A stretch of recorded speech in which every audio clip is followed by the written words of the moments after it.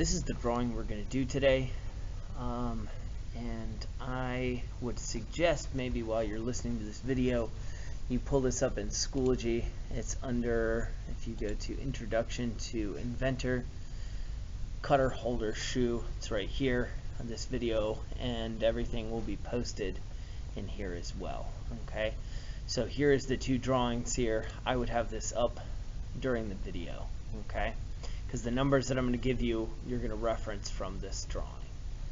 I'm going to try to pull it back from time to time throughout the video, but hopefully this will be kind of quick. So what I'm going to do is I'm going to start with this 2-point center rectangle. So we're going to start here, and this number here is 64, and I'm hitting tab, and you can tab back and forth. I'll zoom out so you can see it's very big. But then this distance here, if I'm tabbing back and forth, I'm going to go 118. Now, what I forgot to do as part of this video, and this is also in the resources there that I've given you, I'm going to go to Tools, Document Settings, and I'm going to change my units to millimeters. So we'll go ahead and do that. Alright, and I'll start over. I'll go back to Sketch, and we're going to go here. Now when I'm doing this, see how it says mm and not inches? So what I'm going to do is I'm going to make this 64 again, and then when I hit tab over here, it still says millimeters, which is nice. That's what I wanted. 118, and then there is my drawing, and we'll just drag these dimensions in so I can see them a little bit better. Okay, so here's my drawing. Alright, so I'm going to finish the sketch, and I'm going to extrude it, that bottom little section, which is 13 millimeters. Okay? 13, not 300 and 100. Okay, so this is my base piece here. So what I'm going to do now is I'm going to create a sketch on top. And you can do this two ways. You can do it layer by layer. I'm going to go ahead and do it like, whoops, that's not the right rectangle. I'm going to choose this rectangle from here to here. Okay. And now if you look, I'm just going to show you on this drawing, you can see that this dimension here is 10, which is this little section here and this little section right here. So the center, I'm just going to make it easy for myself because I don't want to do any math. I'm going to let the computer do the math. So I'm going to go from here to here, and I'm going to choose 10, and I'll show you a little trick here too. So I'm going to click from here to here, and I'll make this the same. So then this, if I change this, it automatically changes the other one as well.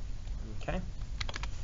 So then if I look back at my drawing here, there's my 13 for my first layer, there's 26 for my second layer. So I'm going to show you a cool little trick here. So when I go to Finish and I go to Extrude, I'm going to pick, for my extrusion distance, I'm going to pick 26 because it doesn't give me that number, and I'm going to say minus 13. So I'm saying go up 26 and then take this off because it's going from all the way to the bottom. Kind of cool, kind of easy to do. You could do that math in your head. It's 13, but it doesn't matter. So there's the first two layers of my layer cake.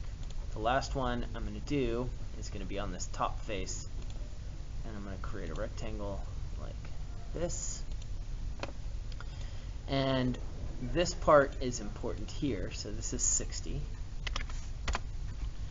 And then the other one matches up here, and you want to make sure that those lines match up with each other. If you do it by mistake and you do it this way, I'll show you a cool little trick here. So I'm choosing up here and down here, and those don't line up. You can measure it from here to here, and you can say 10 because that's 10 and that matches up, or you can click on this constraint. You can click here and click here, and then you'll do the dimension. So I'm clicking on one line and I'm clicking on the other line to give me this dimension. And this time I'm going to extrude, and I'll show you here. So this overall height from bottom to top is 48. So I'm going to say 48 minus 26. And so let's go back over here, and we'll type 48 minus 26. So there's our shape. Now creating the circles on the top is going to be the same way with both the layer cake method and the subtraction method. So I'm going to show you the subtraction method, and then in a different video I'll show you the circles.